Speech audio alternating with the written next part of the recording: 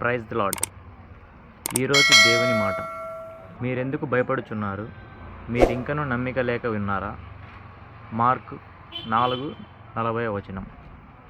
దేవుడు ఈ వాగ్దానం మనకు మన కుటుంబాల్లో నెరవేరాలి అంటే, ప్రియమైన సహోదరుడా, నీవు చేయవలసింది భయపడకుండా దేవుని కొరకు గమ్యము కలిగి, గురి కలిగి నీ ప్రయాణం ముందుకు సాగించాలి. ఈ ప్రయాణం సాగించినప్పుడు కొన్నిసార్లు అవరోధాలు, కొన్నిసార్లు ఆటంకాలు వస్తాయి, కొన్నిసార్లు అపనమ్మకం వస్తుంది.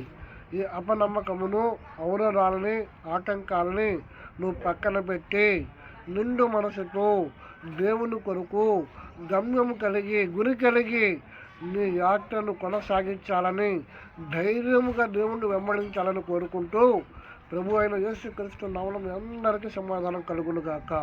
ఆమేన్.